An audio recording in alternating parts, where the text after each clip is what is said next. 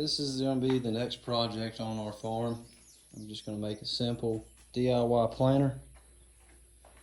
I'm going to use an old 55-gallon drum. We have a spot where we get a lot of these for free. And they're cheap to buy anyways if you want to go find your own, but it's going to be consistent of using a drum. This one's got this top cut out of it, so I'm not going to do a horizontal one. I'm going to do just make this a little shorter, build a little stand for it, and we'll use it out to plant some of our vegetables. So in this project, you're just going to need an old drum, some kind of saw to cut it, 2x4 screws, and some kind of saw to cut wood. But first thing we're going to do is cut this drum, just make it a little shorter, and we'll build a little pedestal for it. These will be the tools I'm going to use. I got skill saw, sawzall, impact gun for some screws. Also got a fan. It's not necessary, but we're in Mississippi, so it's pretty hot. No, I'm not sponsored by Milwaukee, but if Milwaukee you're seeing this, I would love to be sponsored, so please reach out.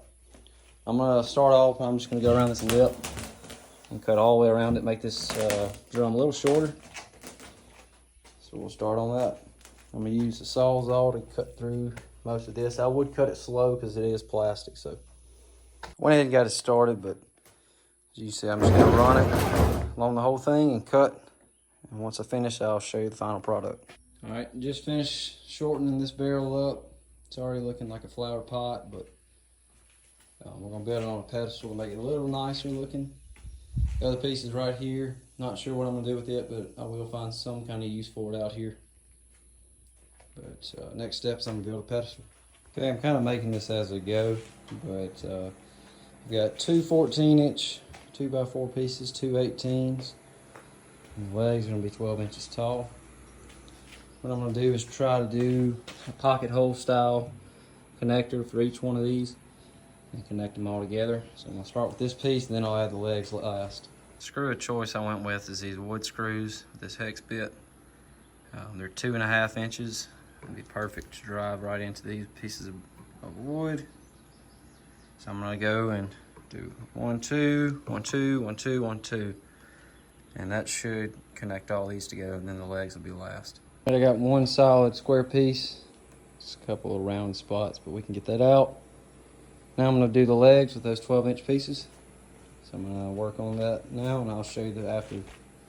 Here's our little stand. Now we're gonna just put the drum on top. Move some stuff out of the way real quick. I'm just set it right there on top. You got your little planter stand.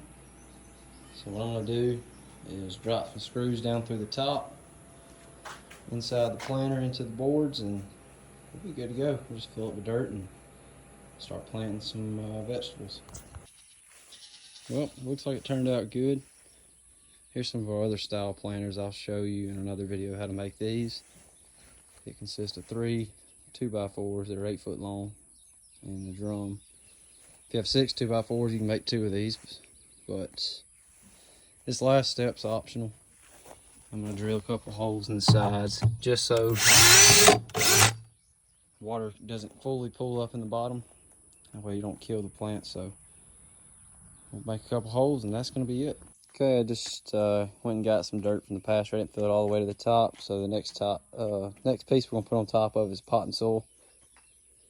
But we got some peppers, a little bit of green onion left, okra, spaghetti squash. We've got the Trinidad scorpion pepper still growing.